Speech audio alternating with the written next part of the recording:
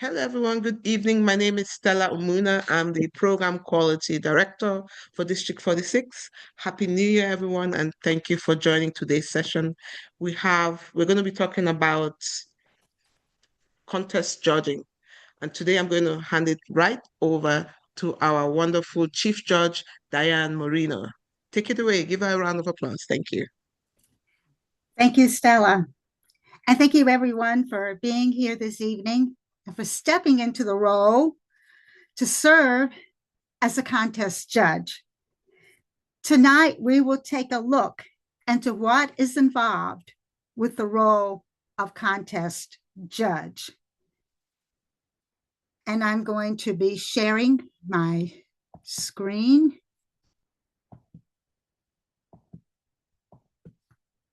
Let's see if I can get this. Oops.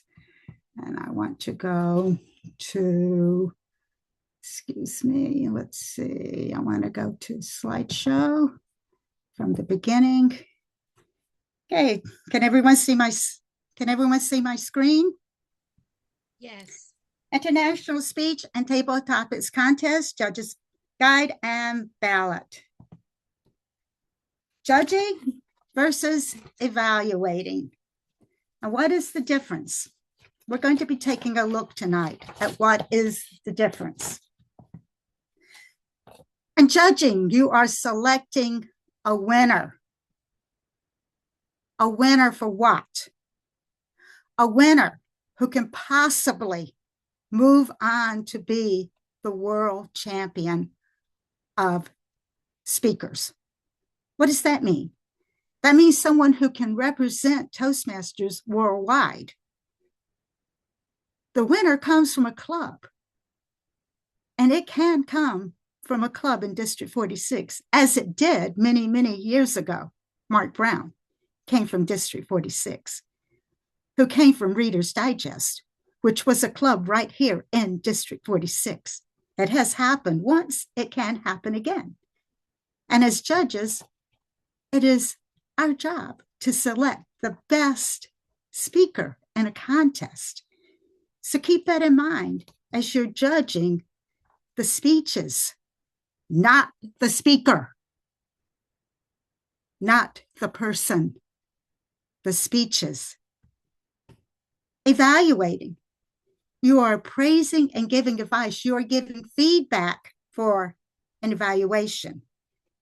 When you're judging, you're not giving feedback. You're not to talk about the speeches to anyone. Remember, as a judge, you are to remain anonymous. It's okay to give feedback in a speech evaluation during a club meeting. It is not okay to give feedback when you are a judge. I just want that to sink in for a moment and to make sure we understand the difference. Judges' decisions are confidential, not to be discussed with other judges, contestants, or anyone else. And I just want to say that if you're at a contest in person, you will know who the contestants are. Make sure you take a seat far away from contestants. They're not sitting there, contestant. Do not let them know that you're a judge. Do not show any bias in any way. Oops, I went too far. Anyways, I'll leave it there for a moment, but I'll get back to that. As a judge, it is your job to take notes on each speaker to determine whether the requirements have been met and how effectively. Each speech will be judged by the same criteria. And what is that criteria? We have categories on the ballot for which we judge. Speech development. In the speech development, there are 3 areas in which we judge. Speech development, which means we look at the way the speaker puts ideas together so the audience can understand them. Is the speech making sense? Do the ideas flow? Make sense? And as I said, you're taking notes. So if Dolly Parton, Jessie Coulter, Waylon Jennings, and Johnny Cash were to give a speech in a contest, you could take a piece of paper for each one, write their names at the top, and take notes. And if Dolly Parton is given a speech and it's not making any sense at all, you have her name and say, Dolly Parton, not understanding what she's talking about. You could actually write that. You could write notes on her speech. Speech is not flowing, not understanding. You could put those kinds of notes on your paper. Then the next speaker comes up, Jessie Coulter. Jessie Coulter had some humor in her speech. I liked when she said, and could write that down. Jessie's speech is flowing. It's making sense. I'm understanding. Waylon comes up to speak. Waylon is laughing. He's being funny, but he's not quite making the kind of sense that I am understanding. I'm not quite understanding his jargon. He's not talking a language that I'm quite connecting with. You can put that down. Johnny comes up and he's talking in a language that's simple to understand, and you can write, I'm understanding what he's saying. These notes will help you when you go to tally up the points. This is speech development. And if there's something that the speaker is not saying, to clarify that and their ideas, put it on your paper so that when you go to write down the tally score, you have notes in which to go back and judge the speaking part of that speech. You're not trying to remember. The speech is structured around a purpose. Remember, in Toastmasters, we all learn from the same material called pathways. And in each of our speeches, we have a purpose in which we write a speech. And the same with the contest. There's a purpose, and our speech is structured around the purpose. And this structure must include an opening, a body, and a conclusion. And again, on your note papers, write down, does this speech have a clear opening, a body, a conclusion? Are there transitions leading into each? Is it clear? Am I understanding this? Am I not understanding this? Am I lost with what's being said? No one's going to see your notes but you. And if you're lost in what a speaker's saying, it's okay to say on your notes, I'm lost. I don't understand this. Because that's going to help you to judge. And remember, you are to pick a winner. And if someone is not clear and that person is not going to be a winner, to move on to be a world champion, you don't want to choose that person to be a winner. You're looking for the best speaker. And this is what's going to help you to choose that best winner by taking notes, listening, and following the criteria. A good speech immediately engages audience attention and then moves forward toward a significant conclusion. By being in person, you can look around the room in person and you can tell if the audience is engaged. It's hard online to see that. But when you're in the room and you can look around, you can see how engaged the audience is. Are they focused on the speaker? Or are they looking around, bored, not paying attention? If the speaker says something funny, are they laughing? Are they engaged with what he's saying? Are they nodding? Are they somewhat lost and looking confused? You can tell by the audience's face if they are engaged or if they're lost. You get a reading from the audience when you're in person. That helps you also. The development of a speech structure is supported by relevant examples and illustrations. facts and figures are delivered with such smoothness that they blend into the framework of the speech and to present the audience with a unified whole. Do they give little side stories?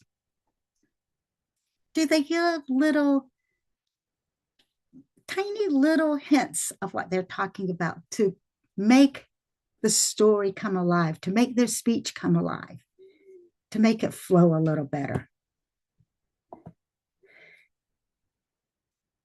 The speech development. A perfect speech counts for 20 points. That is a perfect speech, a flawless speech. You would only give someone 20 points if that speech is absolutely perfect. If you totally understand that purpose, if it flows perfectly. And not many speeches are absolutely perfect. If it has good structure, and if it has very good structure, very good organization, very good support material, you want to give it a score between 14 and 19. Many speeches are there. If it has good structure, good organization, good support material, the score will be between 9 and 13. And if it's fair, the score will be between 0 and 8. And how do you know how to score? Look at your notes. How does it resound with you? And only you can judge what you thought of the speech by how it came across to you. You are the judge of each contestant's speech. Effectiveness is the second part of the content. And this again counts towards that 50%. Effectiveness is measured in part by the audience's reception of the speech, but a large part is your subjective judgment of how the speech came across. Again, you have the audience to help you and how their response is. You can look around, see how the audience is responding to the speaker's speech. Are they laughing? Are they engaged? Are they looking bored? Did they take out their phone and start looking at their phone? Are they sitting there doodling on a notepad? This will help you to also see how the audience is responding. You should ask yourself such questions as, was I able to determine the speaker's purpose? Remember, in every speech we give, we have a purpose.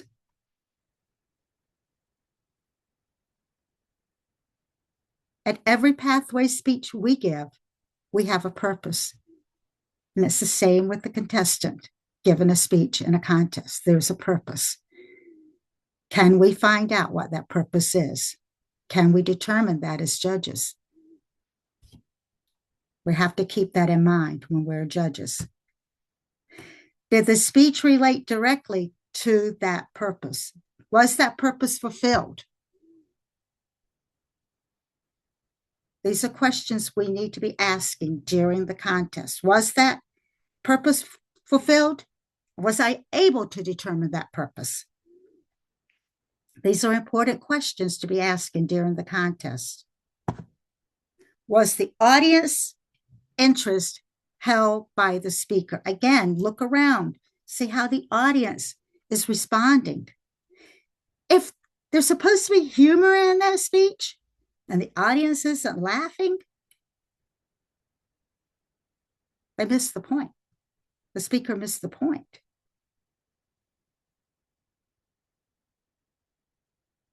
Something wasn't quite held up the way it should be.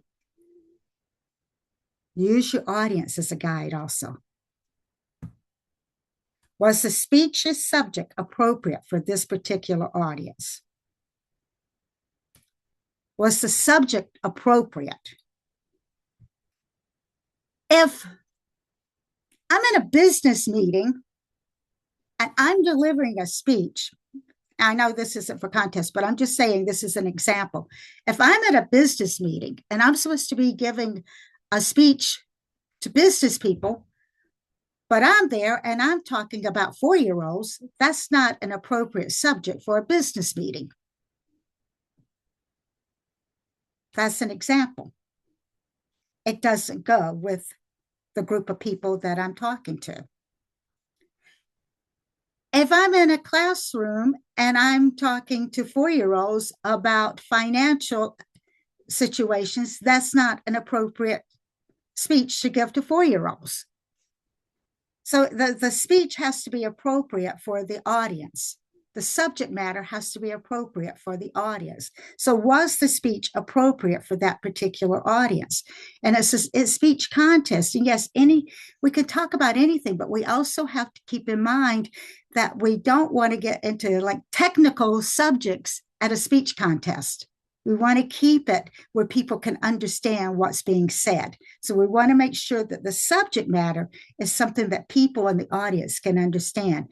And so we have to keep an open mind as judges. Was the subject matter appropriate for the audience? Could people relate to it? Could they understand it?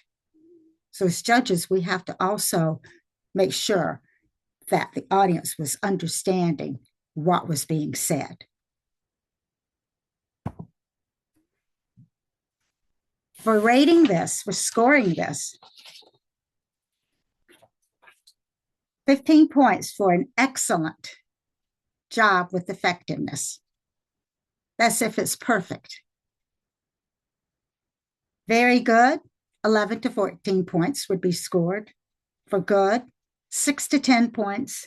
And for fair, 0 to 5 points. And again, you as the judge would have to determine where this would come in, achieving the purpose, interest, and reception. Was the purpose achieved? Maybe not so much. Maybe it was. Maybe it fell short. Maybe not at all. But you have to determine that and then rate it according to what you thought and how you thought it was achieved. Speech value also counts for that in that 50% range of the content. Speech value justifies the act of speaking.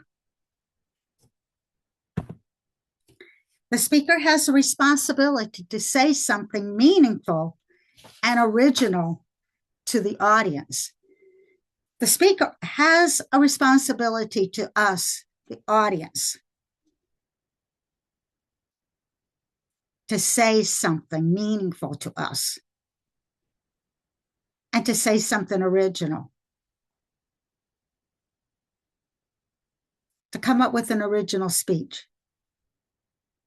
Because we have to admit, when we hear speeches, we want to hear something that when we leave that contest or we leave that meeting, we've heard something that we can take away with us. And maybe during the next week or two, we can think about what was said and somehow take those words and apply them to our life and start using that message in our life. We want to take what we hear and apply it some way in our life. And that's what this is talking about, something meaningful, something we can take with us, something we can use. We don't want to hear something that 5 seconds after we leave the contest, we're not going to remember ever again. So the speaker has that responsibility to us. And we want to hear this as judges, and we want to be sure that we remember this.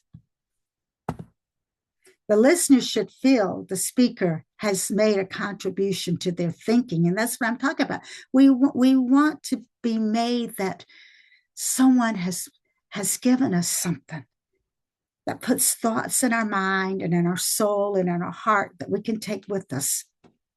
And maybe the next few weeks, maybe even the next few months, maybe a year from now. Or maybe it's something that we've known for a long time, maybe something that we've known months or years past, but wow, boom, I heard it again. And it popped forward in the front of my mind again and reminded me of something that maybe I once lived or something I once was going to do and didn't do. And it just gave me that reminder to put it first and foremost again in my life. And it's those kinds of thoughts that help us to go on and to have a more productive life. That's the kind of thoughts that we want to hear from our speakers. And as judges, we're listening for that and helping us to see that the speech has value. And that's what we're looking for when we're judging. The ideas should be important ones, although this, well, what is going on here? Oh, sorry. I lost my thought. Oh, anyway, this is Bob's. I lost my thought. I'm sorry. So this is Bob's. I'm turning this part over to Bob because I lost my thought. I clicked too soon. So, Bob, are you ready? I certainly am. And good evening. I haven't said hi to everybody. Good evening, fellow Toastmasters. It's good to see you all here, and a special hello to our AI overlords who are recording this session and taking notes. Uh, Diane talked about making a speech come alive, and part of that, what I think really brings the message home for a lot of people is in the delivery of the speech. The delivery counts for 30% of the total value of the speech as far as judging is concerned. And we have three, and it's broken down 10 points for physical, 10 points for voice, and 10 points for manner. And we're going to take a couple of minutes and break each one of them down. So let's start with the physical. And I guess we all know, I mean, this is probably not telling you anything that you don't already know from having years of watched other people do speeches. But how you physically present a speech carries part of the responsibility for effective communication. This is one of the things that we all look at when we're evaluating a speech. And again, we are judging, not evaluating, but a lot of the same principles are in effect. Go ahead, Diane. Okay, your first slide is up, Bob. I see it. Yeah. Yeah. I think I already addressed that first Okay. point. Okay, so there you go. Thank you. We talk about the speaker's appearance, and yes, it should reinforce the speech. By appearance, we're talking about posture. If your if your if your speech is humorous, it really posture, facial expressions. For humorous, you can have a I- it's it you know you should have facial expressions and a posture that reinforce the speech, no matter what kind of speech it is. If it's a sad speech, maybe droop your shoulders or look for whether the contestant is appropriately conveying that fact with their body. If it's humorous, if it's instructional, they should appear to be in authority and have that kind of posture, and have that kind of confidence about them. We can move on. Okay. Body language should support the points through gestures, expressions, and body positioning. And again, we want these gestures and expressions to support the message. They should be natural. They should be matching the tone of the speech.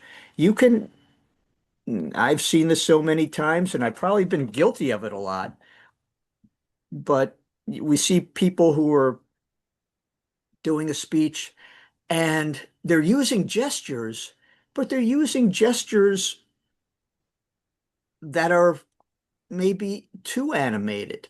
You don't want the gestures to be a distraction from the message. You want them to reinforce the message. You want them to be natural.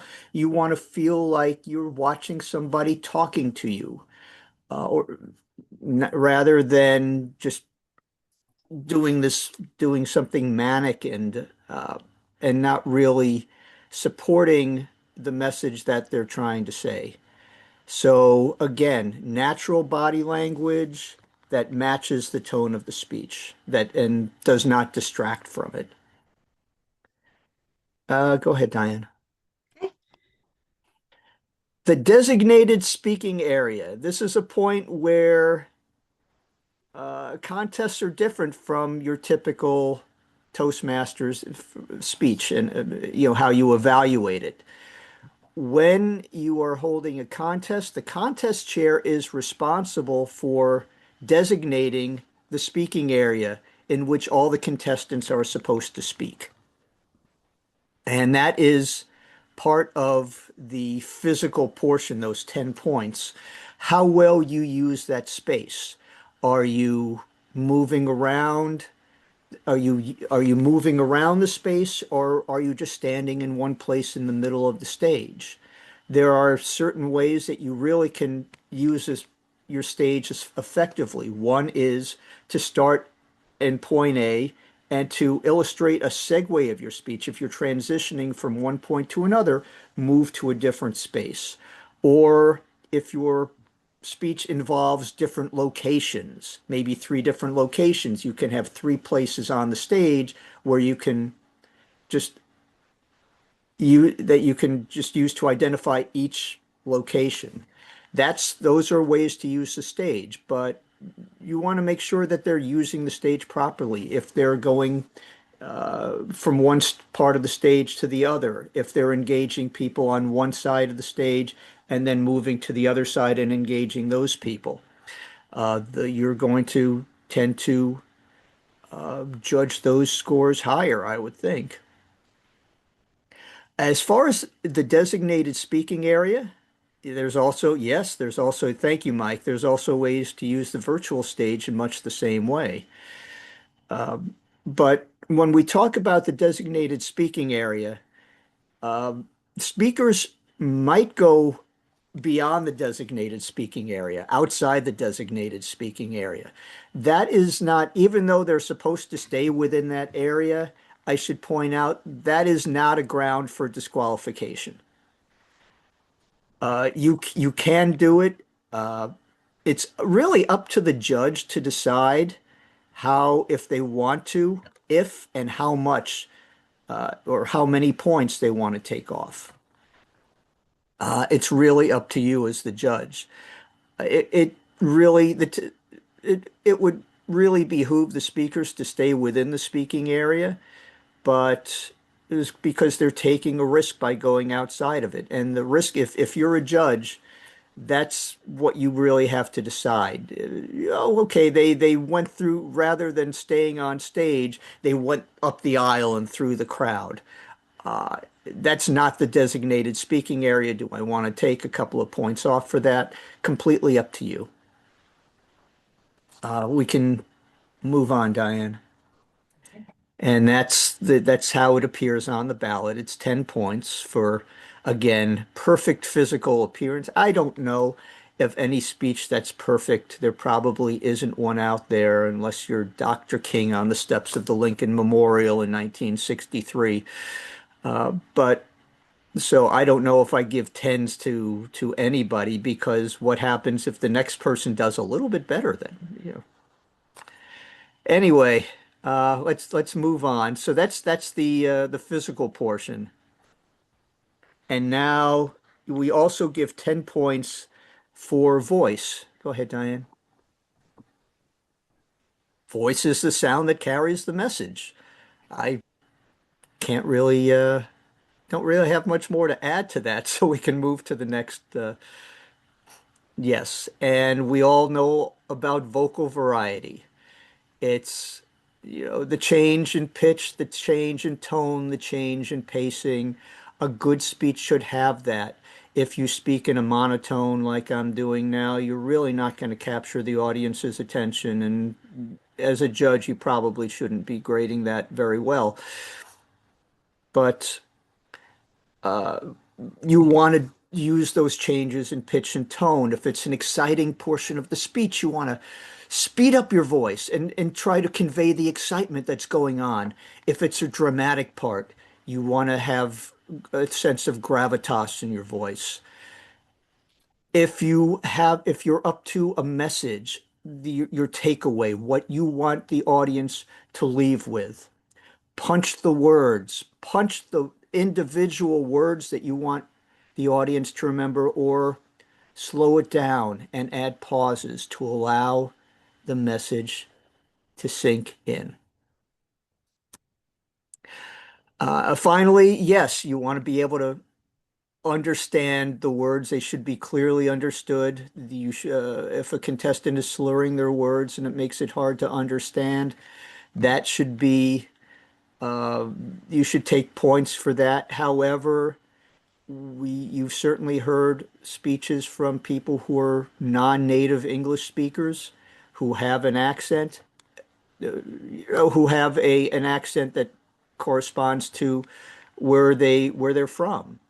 And just because you may have trouble understanding them, I'm personal opinion. I don't think you should take points off for that. It forces you to listen, to lean in and listen. But that's not something that, if again, if I try to do a speech in a different language, I'm not going to sound very good. And it may be very difficult for people to understand me. I don't think I would want to be deducted for that just because my English isn't perfect. And I speak with an accent that isn't really discernible. Okay, move on, Diane. And this is how voice appears on the ballot. Again, 10 point. It's the same.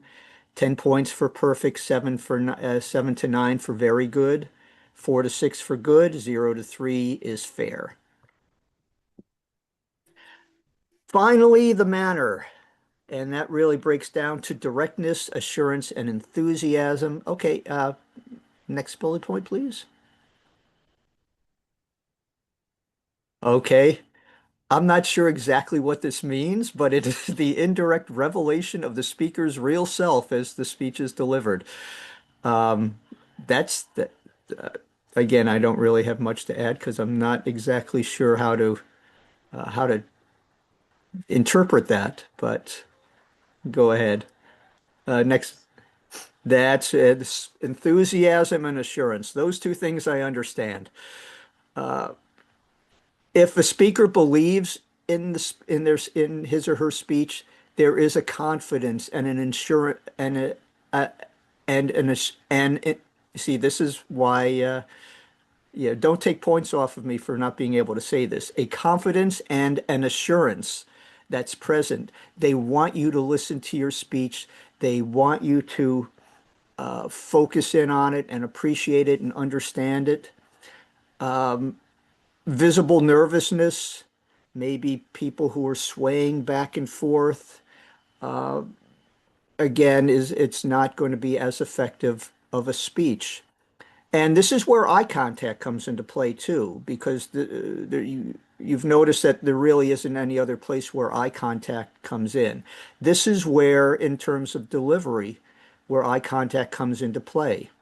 Are they are, are they giving everybody, does it look like they're looking at everybody in the room?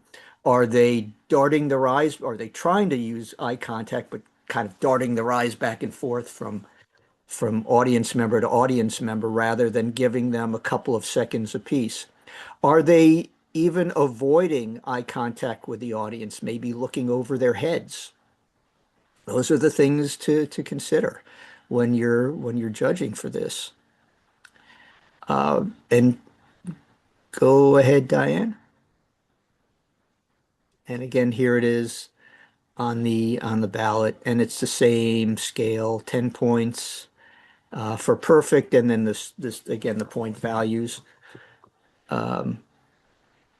Anyway, that I think that's all I have for now, and we're going to go back to Diane to talk about appropriateness and correctness. Thank you, Bob. Appropriateness and correctness. I combined these two. They're the last two of the ballot, and they count for 20% of the total score. Appropriateness of language refers to the choice of words that relate to the speech purpose and to the particular audience hearing the speech. So you have an audience that's listening to the speech and the choice of words that are being given during the speech. And it's a speech contest. So of course, the speech has to be relatable to that audience. Again, we do not want to hear technical speeches during a speech contest. It has to be, and we always encourage our contestants, although it's an international speech, we always do encourage them to put some humor in there, to bring some enlightenment into the speeches so that the audience can relate to that. Language should promote clear understanding of thought and should fit the occasion precisely. Correctness of language ensures that attention will be directed toward what the speaker says and not how it is said. And proper use of grammar and correct pronunciation will show that the speaker is the master of words being used. And although you're not the grammarian, which is my favorite role in a club meeting, if you know me, and some of you do, although you are not the grammarian at the contest, you are still listening to make sure that correct pronunciation and correct grammar is being used. You want to make sure that the people can speak correctly when they are giving a speech. And I think we've been over this enough that I think we're understanding by now how to score. And Bob is going to show us how to tally up the scorecard. Okay. Thank you, Madam District Chief Judge. We just add, well, we've given for each contestant, we've given given point values to each category. Like as Diane, and I guess Diane would probably say this, except I'm going to say it. I'm going to beat her to the punch. With the ballots, it's what we like to do is not go left to right with the contestants, but start with the first contestant all the way on the far right, and then spread out the rest of the contestants going from right to left on the ballot. That way, when we complete the ballot, when we complete the first contestant, which would be on the far right, we would fold over our ballot so we can judge each contestant individually and independently from the previous contestants. This is a challenge, I mean, to me, and it really is what requires your full focus when you're watching a speech. Because you shouldn't be looking at the past, at the first contestant and saying, well, I gave this person a 15 in this category, but this person was a little bit better, so I'll make it a 16 or 17. That's not really the correct way to judge. You want to judge everybody on their own merits independently from the other contestants. So now, so that's why we have everything spread out right to left. When we fold over the sheet from the right, you can't see what you gave the previous contestant. You can still see on the left side the categories and the point values and the guidelines, but you don't see what you've given the previous contestants. So that's what I was saying about judging independently for each contestant. So now we have all the contestants done, and we have point values for each contestant, for each category. We're going to add them up, and we have our total score at the bottom based on a scale of the maximum of 100 points. Now, it is certainly possible that you're going to find that you have a tie between two contestants. You have to find some way to break the tie. No ties are allowed when you're judging. You have to figure something out. And it may just be a sense that one contestant maybe had a little bit more of an impact with their speech, something a little more memorable than another. Whatever the reason is, try to be objective with it, of course, but you have to find some way to break the ties.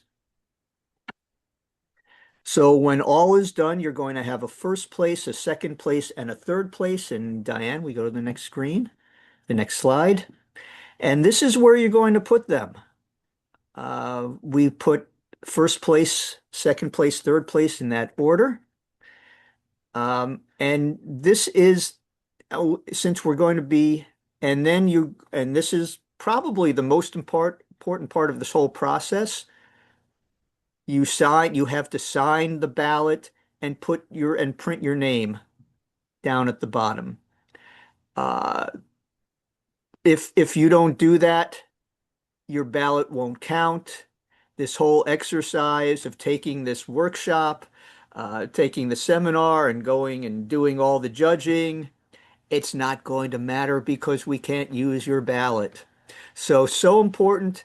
Sign, and it's probably the first thing you should do once you get your ballot, sign it, print your name. What you're going to do after you've put in first, second, and third place, you're going to tear off the bottom part where it says detach and submit to counters, and then you're going to try to be as discreet as possible in an in-person setting. It's really, while we want the judges to be anonymous, we know that can't be entirely possible because you're going to have these paper ballots that you're filling out and giving to the ballot counters. And people, if they're looking around, will be able to see who you are. It's not that big a deal because there's going to be there's going to be a group of judges. So you're not going to, they're not going to know how you in particular voted. And oh, by the way, you're not going to tell them. If anybody asks you how you voted, you do not tell them. And once you hand in the bottom part of your ballot to the ballot counters, you're going to destroy the top part. You just, shred it, crumple it up, however you decide to do it. But again, the point is that you should not let people know or have any way for somebody to find out how you voted.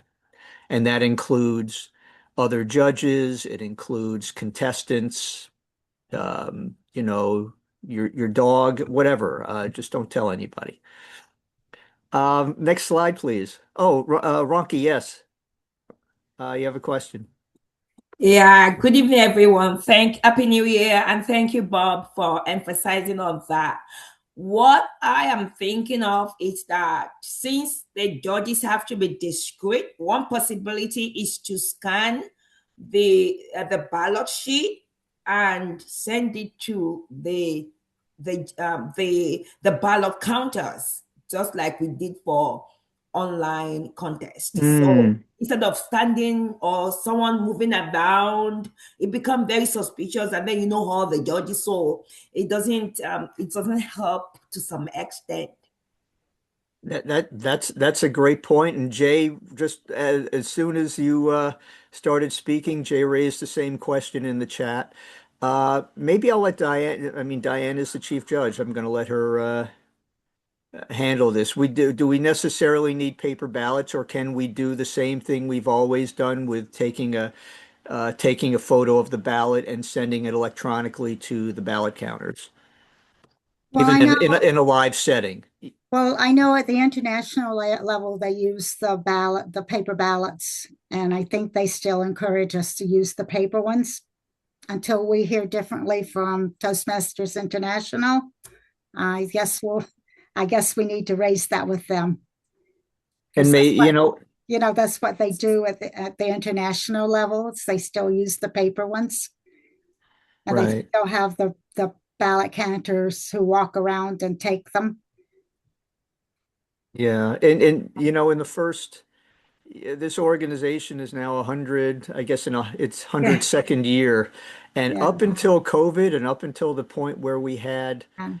um, virtual ballots, where everything was done virtually, we didn't have We didn't have. the judges didn't necessarily, there wasn't such an emphasis on the judges remaining No, anonymous.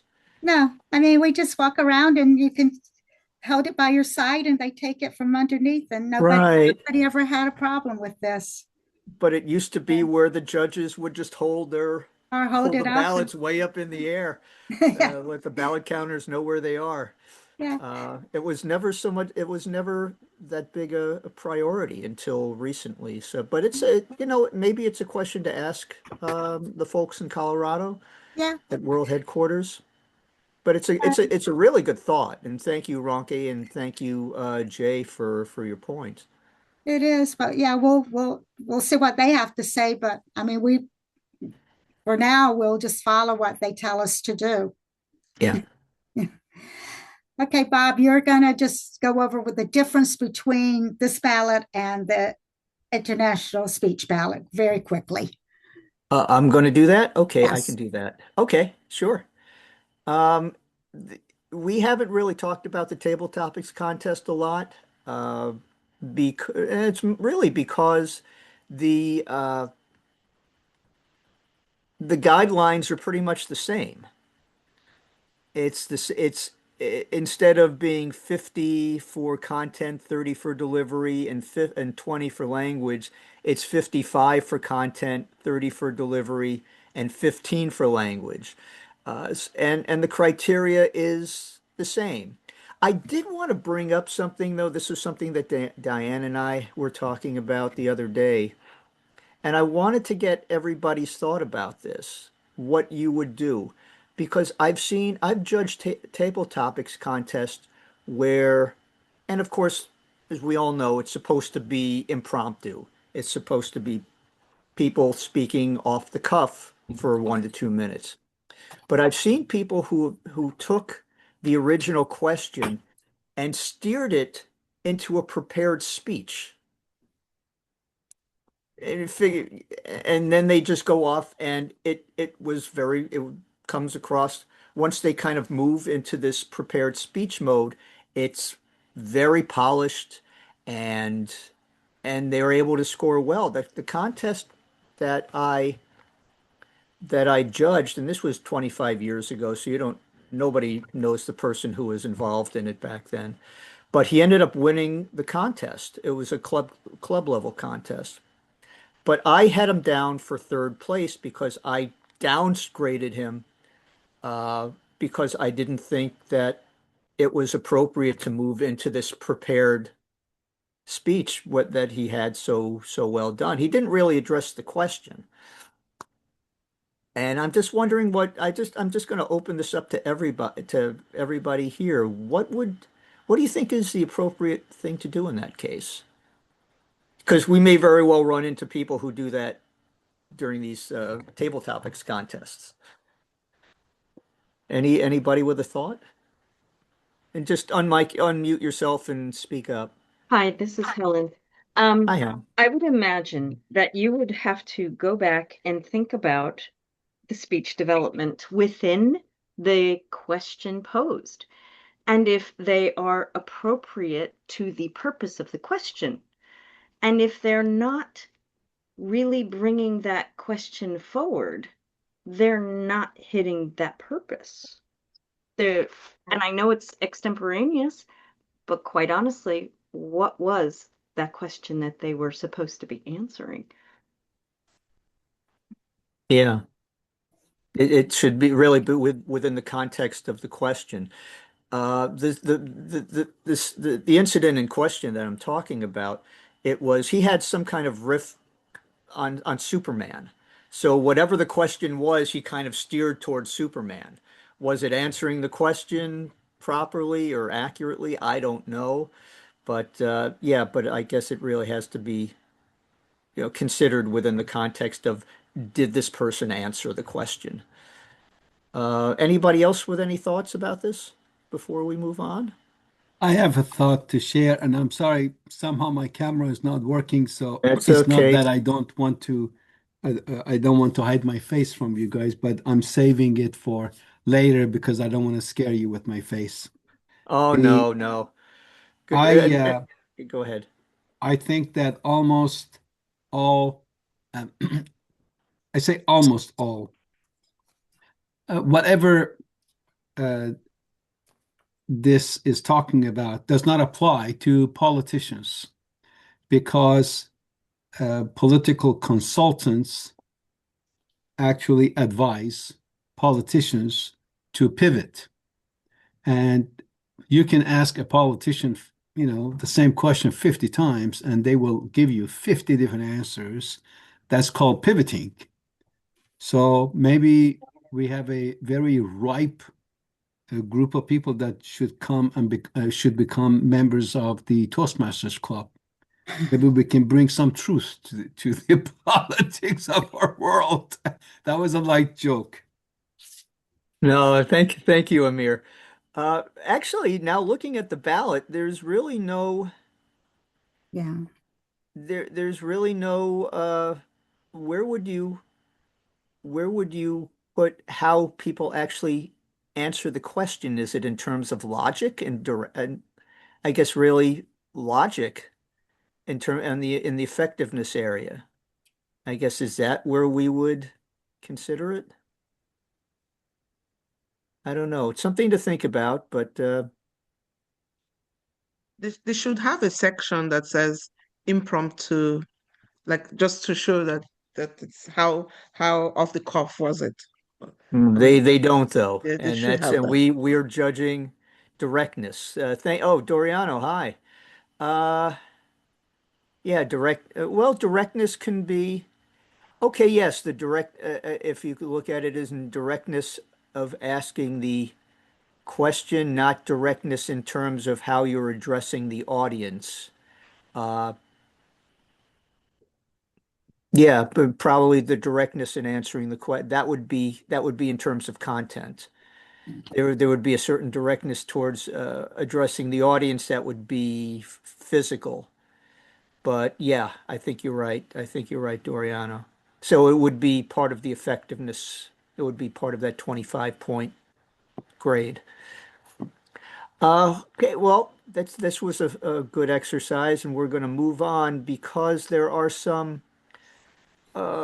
Okay. Oh, okay. Yes. And this is page 2 of the table Yes. topics ballot And well, it's I'm going to go over this. So of the Code of Ethics. no, but the Code of Ethics, which I'm going to Okay. go over, which is Judges Code of Ethics. Judges will demonstrate the utmost objectivity. Judges will consciously avoid bias of any kind in selecting first, second, and third place contestants. Judges will not consider in any contestant's club, area, division, district, or region affiliation. Judges will not consider any contestant's age, sex, race, creed, national origin, disability, profession, or political beliefs.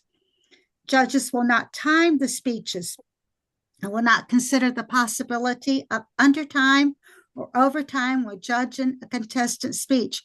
Therefore, and I'm adding this, therefore, judges should not sit near, behind, nor beside a timer. Spread yourself out. Do not sit near the timer, so you will not know if a contestant goes overtime or undertime. Do not sit near the timer. Do not take the time into any consideration with any part of the speech. Judges will support by word and deed the contest rules and judging standards. Refrain from public criticism of the contest and only reveal participation as a judge, selected scores, and the ranking assigned in accordance with speech contest rules. That means that you remain anonymous. Remember, and I'm going to say this, judges have an obligation to contestants. They deserve and expect fairness. And I know that's not said there, but they do. Contestants deserve and respect fairness. Toastmasters International has a reputation for speech training. And when we are judges, remember, we are representing Toastmasters. And when we are not being good judges, we're showing poor judging, that is a reflection of Toastmasters International. Remember, we have an obligation to excellence and integrity, always, and respect. The audience deserves a good speech contest, and that includes a good judge. And judges also need to remain true to themselves. So remember, no matter what you do, always remember integrity. Judges will not be a member of the same club as any contestant when judging at the division, district, region, quarterfinals, semifinals, or final levels. And never, ever, ever, ever, ever talk about the contest. I'm going to tell you something. At the mock contest, I was the chief judge. My husband was in the contest. I saw the results. I did not share those results with him. I took them home and I shredded them. Did not share them with him. Why? I had to uphold the integrity of the contest, although it was a mock contest. It was not a real contest. But I had to uphold the integrity of Toastmasters International and the integrity of that contest. Did not share the results because I felt that that would jeopardize the integrity of Toastmasters International and the integrity of the contest. Judges will have no conflict of interest with any of the contestants that would call bias. Barriers to objectivity. Speaker position. No matter the order of the speakers, the judges will still judge each speaker separately. We will not champion for the underdog. No matter what you've heard that someone is putting forth a little more effort because they deserve to win, because they have been working so hard, they're the underdog. No, we're not championing for an underdog. That's not what we're doing. Judging each speech, not rooting for the underdog, judging each speech, not the speaker, the speech. The halo effect. What is this? This is the inclination to admire someone's work or to admire an action of someone that you've heard has done something great, and that work or that action goes before them. And because their action or their work goes before them, you think you can give them a better score. Nope, not so. That's not what you're judging. You are judging the speech, not the person. Reverse halo effect. You've heard negative things about someone, so you think you can judge them a little less. Nope, you can't. You're not judging the person. You're listening to the speech. You're judging the speech. You have to take these biases out and go in with an open mind, listening to each speech. Take all of these things out of your mind, whatever you may have heard about someone. You're not judging the person. You're listening to each speech. Second time around, oh, I heard this person last year. Doesn't matter. This person could have spoken a million times. Doesn't matter. You're listening to this speech this time around. You're judging this speech this time around. You have to wipe your brain as clean as possible. Listen to the speech as if you're listening for the first time. Sometimes it's hard, but you have to do that. Get rid of the biasness from hearing this person before. You're listening to the speech for the first time. That's what you're judging, not the norm. And what does that mean? It's a false consensus that occurs when an individual believes that the majority of others share their own opinion, regardless of what the opinion is. For example, if someone is used to standing behind a podium giving a speech, but that's not the norm for most people, and they may be judged because they stand behind the podium because that's normal for them, but not everyone else. And you're going to judge them for that because that's not the normal thing to do. Get rid of that. You can't judge them for that. You have to judge the speech, and not because of what someone is doing. So we have to get rid of the biases. We're not judging the person. I can't emphasize that enough. It's not a beauty contest. We're not judging the people. We're judging the speeches. Judging the speeches. That's what we're judging.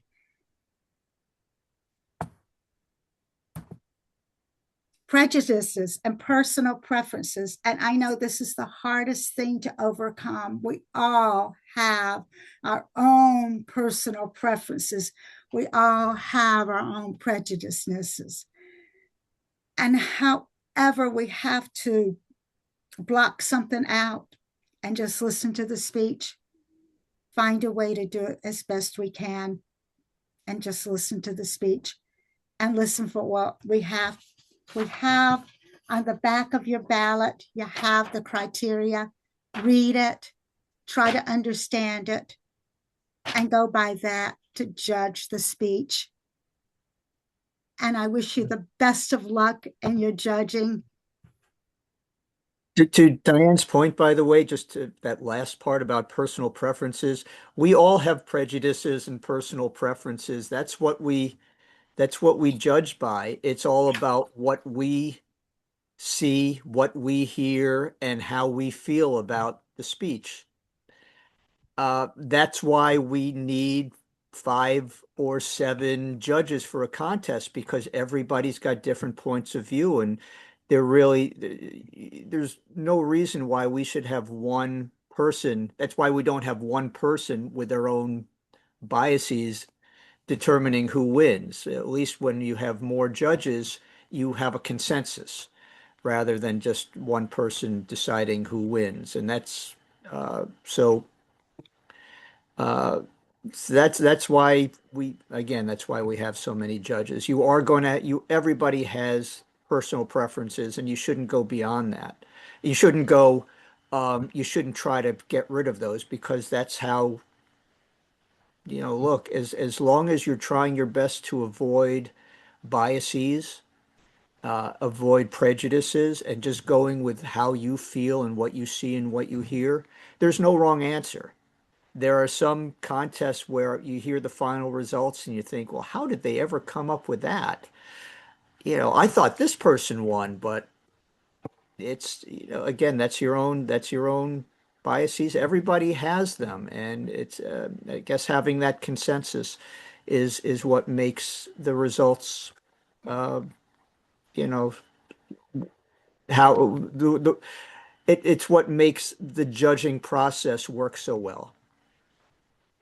Bronchi, you had your hand up before, didn't you? Yes, I do. Thank you so much. Thank you, Dan. Thank you, Bob, for this presentation. I think it's valuable presentation for judges for the upcoming contest. My question to you both is we only have I said right now we are only 16, 18 minus 2. I think we have AI there. So we have We have, 16. we have a Yeah, lot of AI. excluding you and Diana, and that makes 14. So how do we get this across to the judges? I mean, how can we help volunteer judges to get the intricacies of what we just discussed tonight to be a better judge? I think a lot of that has to be handled in the judges' briefings. That whoever the chief judge is for the contest, I do wish there were more people here, because there are going to be chief judges for club contests and perhaps for area contests that are not going to really understand the process and what to do in the briefings. I think what we can do to help that, Diane, is we have scripts. I know we haven't updated the scripts since the online contest in the fall, but I think we can provide a script for the briefings Right. that chief judges for the individual contest can use to instruct those judges. So Yeah. we gotta, Also, it's, Bob, this session is recorded. We're also going to put it on our YouTube page. So all you area directors and district leaders, always refer them to this video as well. And I know Bob and I will be available for questions if you have questions. I know we cannot personally do this for you. We do No. not have time to do this for everyone, but Yeah. if you do have questions, we are available to answer questions and help you in any way that we possibly can.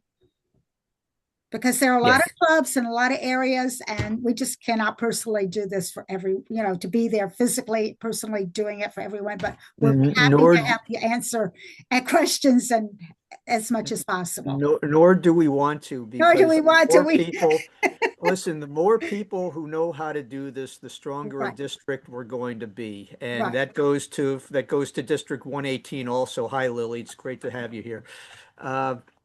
But that's just it. We need Right. to really have more people who know how to Absolutely. do this, and who know how to judge, who know how to serve as a chief judge or a contest chair. And you're only going to get stronger by doing it. Yes. Oh, wow. From China. That's fantastic. What is it? Wow. It's Like 10 anyway. o'clock in the morning. I have a question.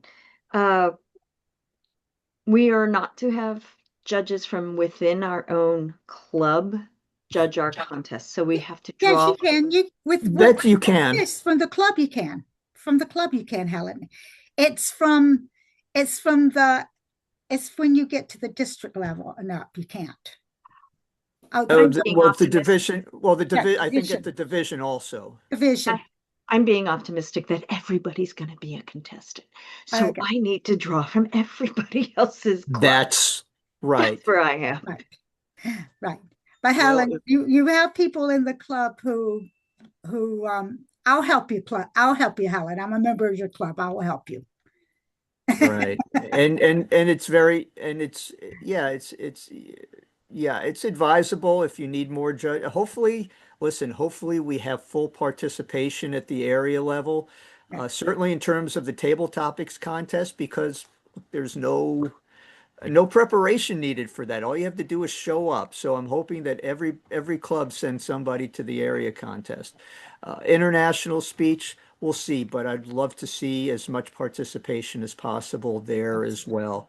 Hopefully you need you can you can speak to your area director and have them maybe recruit some people as well. Area directors this time of year are going to be judging a lot of contests. Yeah. So, so use them and again, I know there's a number of area directors here. You use each other. You judge you judge my contest, I'll judge yours, and things work out well that way. Yeah. So, don't hesitate to call on each other. And clubs. You can reach out to clubs within your And division directors too. Yes, Mike. and clubs, Helen. And other clubs in the area for sure. And if and look, if it's a virtual contest or a hybrid contest, you could even reach out to China.